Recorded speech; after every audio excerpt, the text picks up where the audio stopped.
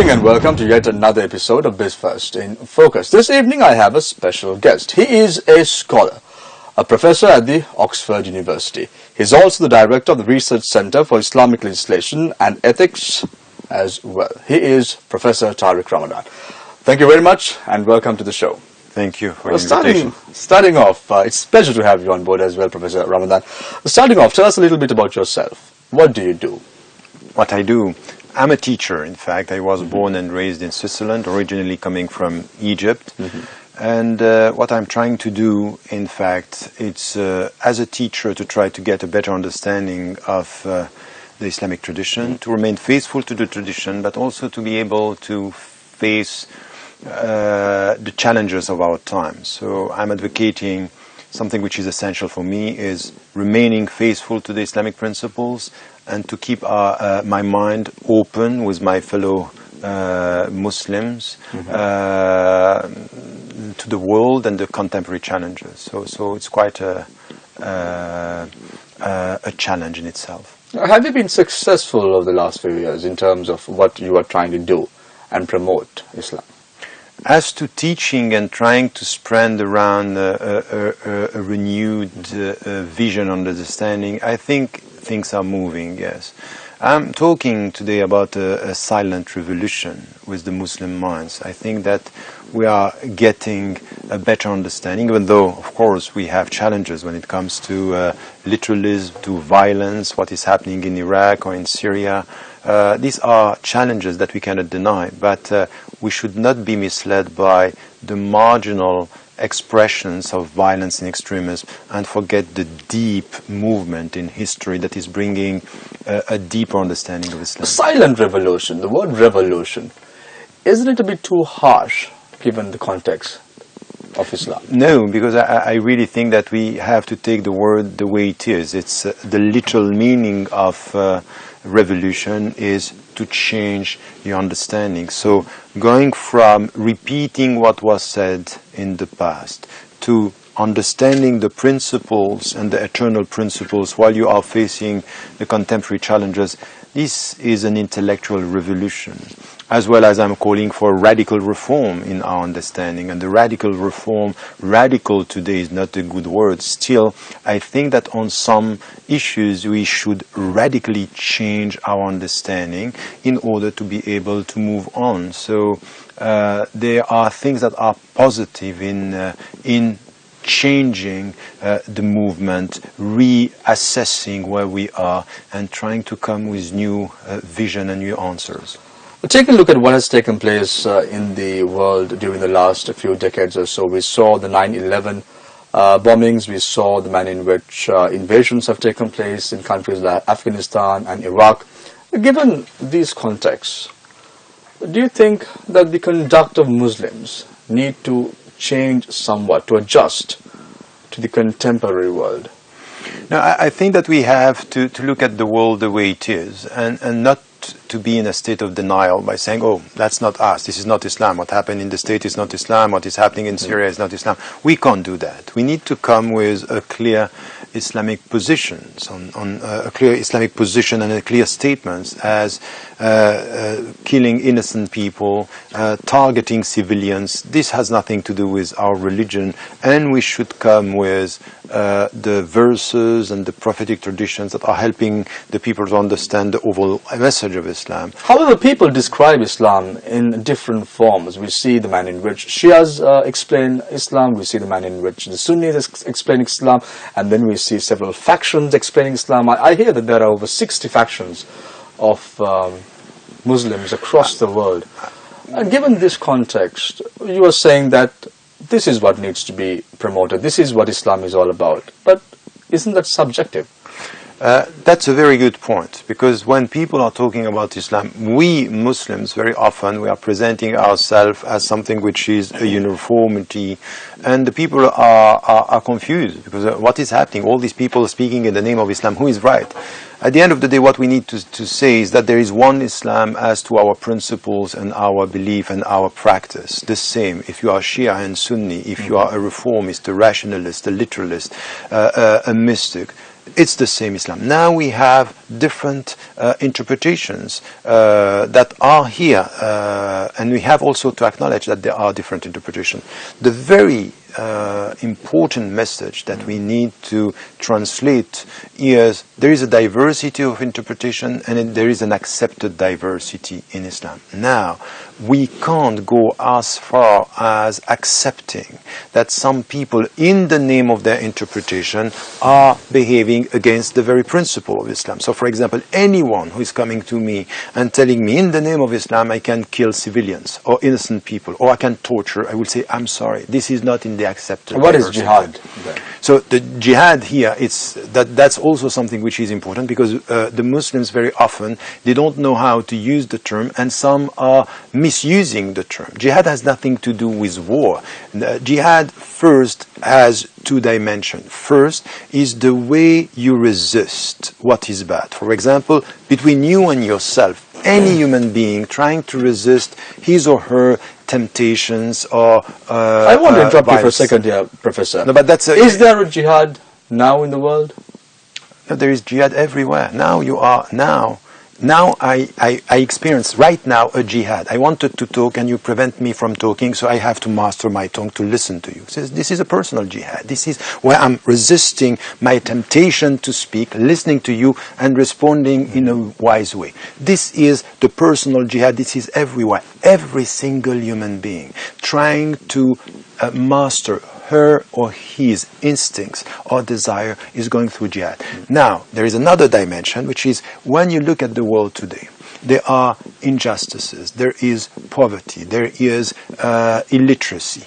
Everything that you are going to do to resist poverty or discriminations or racism is a jihad against what is bad.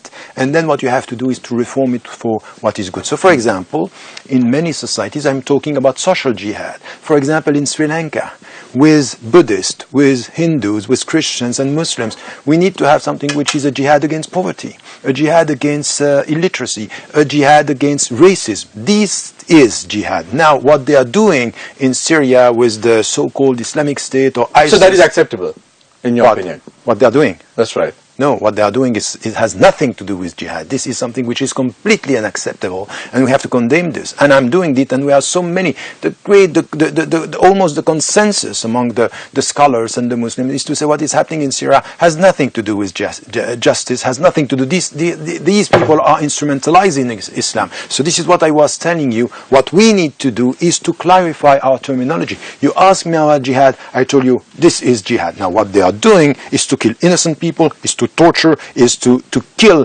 Muslims and people of other faiths. We say, no, that's not acceptable. And we, as Muslims, we have to stand up and to say, we cannot accept that. But we should not stop at the religious level. We also have to be involved in the political discussion, because it's not enough to condemn the consequences by saying this violent extremists who are calling or speaking in the name of Islam, we have to condemn them. We need to know the reasons. Why is it happening today? Why, for example, we were silent when the big powers around the world went in Iraq and destroyed the country? We need to go to the reasons and why did it happen. How do you intend to fight these forces, if so?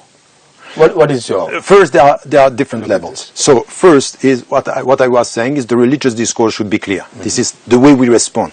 Second, we need to go to the political reasons, meaning here, who are the governments and the powers who are involved in what is happening? When the world saw the United States of America, for example, lying about the weapons of mass destruction in Iraq and using this as a reason to invade Iraq and to divide the country, and this is what we have now, the Iraqi pattern. Look at what happened in what is happening in Syria, what happened in Libya, what is happening in Yemen now. Day in, day out, people are killed. You cannot just blame the extremists and not act upstream against the reasons. And the other thing that we have to do is also to ask our fellow citizens, don't be passive and look at this and only blame the governments and blame the extremists. We have to say something. We also have to be involved in the discussion by saying, in the name of our citizenship, we are asking our governments, be it here or anywhere in Europe, not to support What dictators. you're trying to say, Professor, seems like a dream. It does not have any practical sense for all Muslims to get together, for all Muslims to unite and have one particular cause in their mind, and let's do this. That seems very unpractical. People can preach, but how practical is it? But it's not going to happen because it's completely unrealistic to think that we will have one. That's what you just said now. No, this is not what I'm saying. I'm saying that we have to be clear on some of our discourse and understanding. So it's not to have only one What cause. is the understanding? The understanding of Islam and the understanding of the principles and the understanding of the challenges. So I'm not saying we have to have a unity based on uniformity. It's not going to happen. I started by saying there is an accepted diversity. Now what we have to do when it comes to the challenges or the controversies that you are talking about is to have a clear discourse and not only to be on the defensive. I don't want only to spend my time saying it's not Islamic, it's not Islam. No, I want also to challenge the great powers and some of the government by saying, I'm sorry, you cannot blame or condemn extremism at the far end of the process and not come to your responsibility when you are also ignoring people's supporting dictators. So it's much more complex than that.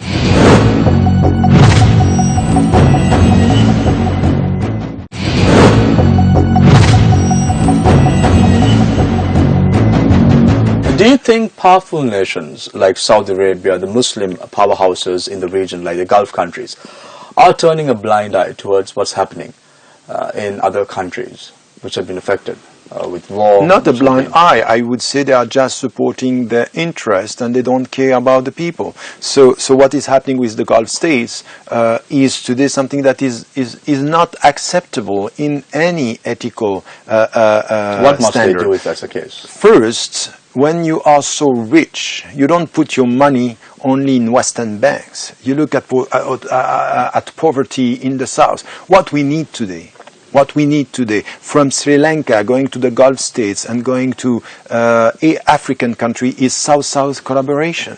Why is it that we are taking the money, we put this in the West, we are supported by the West, and then even in the refugee crisis that we have now, where are the Muslim majority countries? We have only two that are involved. Yes, it's true that we have Turkey, we have Jordan. Where are the other countries? Why is it that we are blaming the world not to welcome the refugees? Where are the Muslim majority countries? So there is something that we need to stop here, which is to stop the victim mentality, to come with a better understanding. And as you are asking me to speak about the Gulf state, of course there is something which is missing, which is when you have so much money, when you have gas and oil and all this, what are you doing with this money? Is this money your personal or your family belonging, or is it something that you have to share with humanity and your brothers and sisters in humanity? And among them, there are Muslims that need support. I think that this is the critical discussion that we need to have here. But I wouldn't go only on this discussion by saying, because the way you ask the question is putting me in a way where we are on the defensive, we are critical. I think that we have both sides. We have to be assertive with some of our principles by saying, look, as Muslims today, in the world, in the global world, Islam and Muslims should be an added value in terms of ethical concerns and address. For example, you spoke about principles. Won't this isolate the Muslim community across the world? Exactly the opposite. Exactly the opposite. If as Muslims and as human beings, we acknowledge first that there is a humanity that is one. Ya ayyuhan nas, this is what we find in the Quran. O you people. You people means all humanity. First. Second, every single human being, women or men, has a dignity. وَلَقَدْ كَرَّمْنَا بَنِي آدَمَ. We give dignity to human being. And there is an equality here. We start with the first principle. And more than that, we say, let us now be clear. Justice is for Muslims and people of other faiths.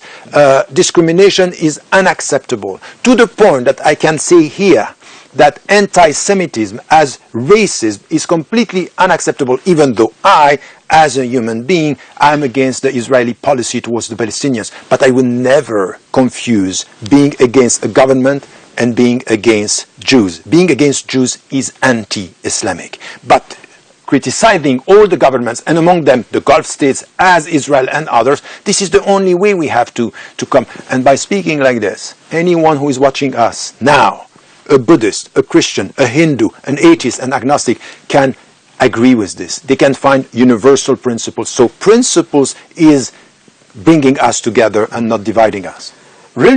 All religions preach equality, Professor. Do you agree or disagree? No, not all the religions, no, because or spiritualities, this would be the ideal discourse. But the problem is when you... But do you agree majority of the religions preach equality? It should be, but the problem is not religions. The problem is who is interpreting religion. We have in the Islamic tradition people who are like this. They are interpreting religion as equality and justice. But you have some interpretations that are putting some people, even, some think that Arabs are beyond the others. So it's not in the book, it's not in the Quran, but it's in the interpretations. Even when you look at other interpretation, in Buddhism, for example, you have some interpretations that are disputable. In Hinduism, you have some interpretations that are, and the mixture between religion and culture. What we are talking about when we speak about castes, for example, this hierarchy that we have between castes is not an egalitarian discourse, and we have to be critical in the name of the principle of equality and the ideal of equality. We have to criticize any discourse, any interpretation that is promoting injustice and inequality. Why isn't there global peace? What is the reason behind this? We see conflicts across the world. What is the reason behind this? Why the people are fighting? Why are they fighting? Because of power, because of money, because of interests. Is it because of religions that they're fighting? It could be, of course. It could be. And this is when religion is used as an instrument of power. When you are instrumentalizing religion to get power, so this is exactly what is happening. So this is why to make our religions instruments of peace, you have to put the principles at the center and to challenge anyone who is behaving or acting and promoting power for him or herself, interest for the countries or geostrategic interests, and making us think that it's enough to have a seemingly democratic process when it comes to politics, and behind the scene we have an undemocratic way of dealing with economy. Because the problem that we have today is that it's nice to speak about democracy in political terms, but who are the people who have the money? Who is deciding upon the politicians? Are the people, the transnational corporation? And in that field there is no democracy, there is no equality. So we have to stop being naive and to think about the global picture much more than having a discourse about, peace and love, while there was an ethnic conflict somewhere else. There was an ethnic conflict in Sri Lanka in the year 2009, until the year 2009, and now it has ended. It's been nearly 6 years following the end of the conflict. What must the people do in order to build reconciliation, in order to build accountability, in order to move forward under these circumstances and ensure that the wounds of the conflict are healed? That's a very important question, because it's a process of reconciliation. And if you want to reconcile the people, you have to listen to them. Their concerns, why they were fighting for, and also their perceptions. So when you feel that you are discriminated, when you feel that there is no space for you in the society, when you feel that there are people or citizens that feel that they have the right, or at least the real citizenship, and others don't, you have to struggle. So what should change in Sri Lanka is the narrative. This country is not the country of the Buddhist or the Hinduist or the Muslims or the Christians. It's the country for all the people. So in the name of common citizenship, Buddhist, Hindus, Christian, Muslim, atheist, agnostic, Tamil, all the people who are here should come together and build a narrative that is acknowledging the wounds of the people, but also their hope. And the most important thing for reconciliation is not to stick to what happened in the past, not to stick to where we come from, but where we are heading together, is to change the mindset. You know how we can call this? An intellectual revolution. Change the way you look at things. And but isn't closure important for the victims' families, Professor? It is, but once again, there is something which is important to talk about it, to listen to it, but also to teach forgiveness and compassion. That's also something which is very important.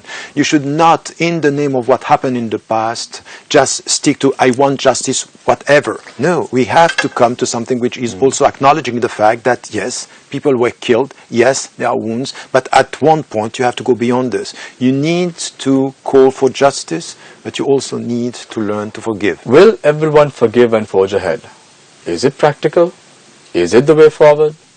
Can we do it? Of course we can do it, and it was done in many countries. Look at what happened in South Africa, look at what happened in Rwanda. And it was much more than what you experience here. It was huge, and some people came. Even in Palestine, some of the people are looking at what was done to their kids and say, okay, I'm ready to forgive. So the way forward is justice and forgiveness. And by the way, for all the Muslims, that's exactly what is coming in the Quran. Inna Allah ya'muru bil 'adl wal ihsan. God commands justice and excellence. Excellence is, okay, you might have been wronged. You might have been discriminated, and even some of your family killed. But at one point, you have to go beyond this to try to come with justice and forgiveness and try to build for the future. And the future in Sri Lanka, it's about this. It's about what we need now is citizens in this country coming together and being able to say, okay, we know what happened, but now we know what we want. We want to be together because this nation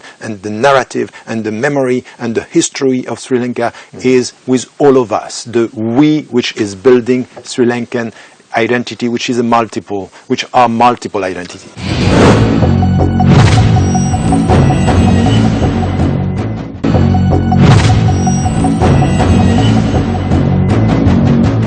Professor, you are known to have been in the list of the top 100 most influential people back in the year 2004 and also among the top 100 global thinkers.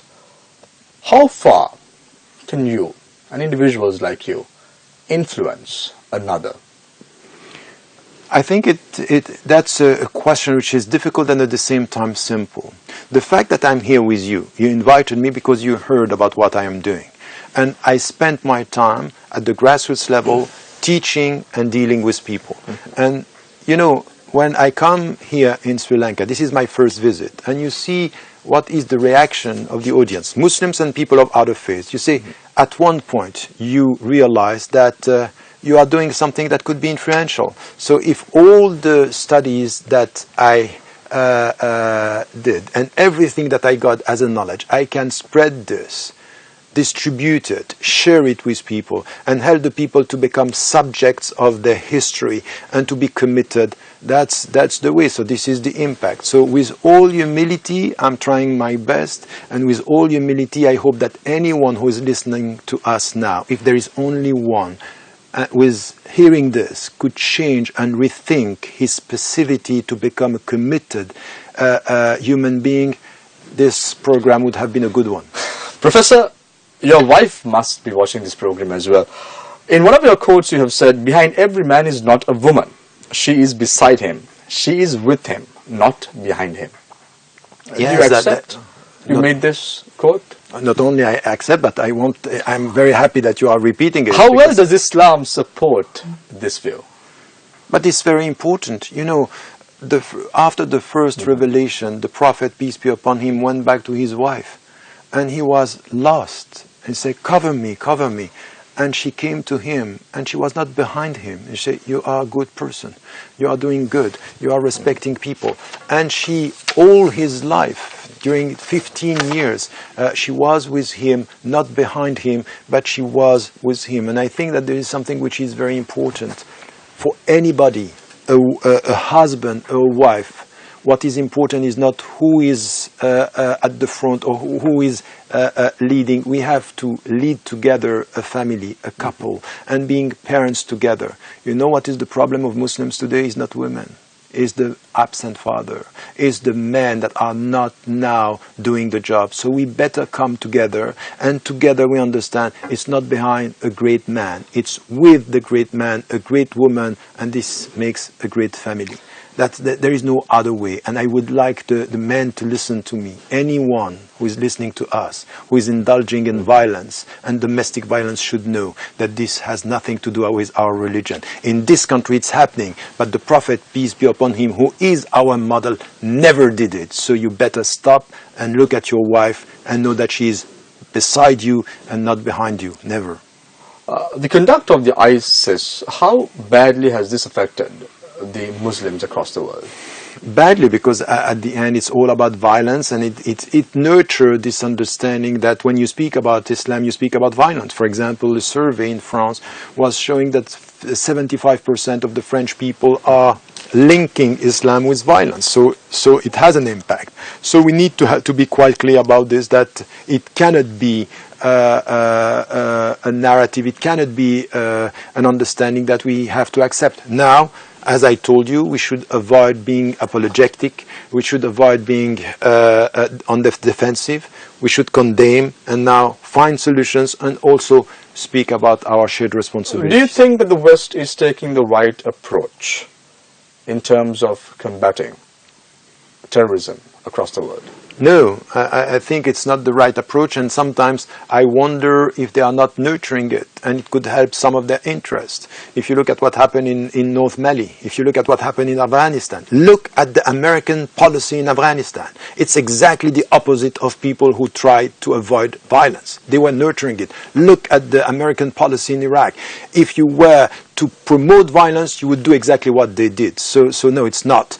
And by talking to us, Western Muslims, by saying, you know what, we want moderate Muslims, and the way they are looking at moderate Muslims are Muslims that are not practicing Islam, sometimes that they are very far from the roots of Islam. You know why they are doing this? Because they don't trust Muslims. The problem is, if you want to act and to have a policy against violence, you better trust the Muslims. Not the Muslims you want, but the Muslims who are rooted in their tradition, who are able to be heard and listened to by all the Muslims around the world. Professor, my final question to you. You said mistakes were committed in Iraq, Afghanistan, and even Libya. How can the world unite to avert another major crisis in terms of Syria? No, I think I'm more cynical than that. I'm not hoping at that level, because 4 years ago I said clearly the Americans and the Europeans agreed with the Russian and the Chinese not to agree. So they agreed not to agree and to let it be as it is, to destabilize the whole Middle East. So I would say we should stop dreaming about unity, because it's not going to happen. It's all about economic interest and geostrategic interest. My hope is for us, for common, average citizens and intellectuals and journalists, to have a better understanding of the complexity and to come together. I much more value the power of counterpower, which means to be resisting these trends by having a critical thinking about what is happening, not to be politically naive, but to be involved in this and to understand whatever is your religion, whatever is your spirituality, our principles should be the same, our goals should be the same. So let us come together and try to work on that side. And it should be on all the fields. You were talking about ISIS. I would have liked to talk about the environment. I would have liked to talk about the global warming. I want to talk about consumerism, because this is what is happening. One of the major problems that you have here in Sri Lanka is what you eat. You eat much more things that are coming from transnational corporations than food that is coming from Sri Lanka. You are also colonized, culturally speaking. So freedom starts with what you eat, what you drink, and the way you thought. The Muslims believe... The way you think, sorry. And the Muslims believe... Professor, just a follow-up question to my final question. Muslims believe it's the end of the world anytime soon. The Holy Quran also preaches so and so forth as to the developments that will take before the end of the world. Are we really nearing the end of the world? No, we don't know, because, one day in the sight of God is 1,000 years in the reality of human being. And I think that we have to stop this discourse. What is coming out of this is superstition. The problem that we have with Muslims now, they are emotionally driven and very superstitious. So we better take our responsibility. The world is here. Don't ask when is the end. Know what you have to do with it now. So your responsibility first Instead, because you know what is behind your question, there is something which is very vicious in what we have, is the victim mentality. The Muslims say, oh, we are the victims, so the end of the world is coming, we are helpless, we don't know what to do. That's exactly the opposite of the right Islamic understanding. Stand for what is right, do your best to change the world. To the point, look at this, to the point that the Prophet ﷺ said, if the last day comes and you have in your hand a plant, just put it on earth. If it comes, even meaning what? You don't care about the last day. You have to care about what you can do now to show that you are reforming the world for the better. So this is the deep understanding. Stop superstition, start being realistic, and do what you have to do step by step, as much as you can, and with your intention, God will see what you wanted and what you have done. Stop being emotional, stop being superstitious, be responsible and realistic. Professor Tariq Ramadan, thank you very much for joining us right on this. It was a pleasure to have you on board today.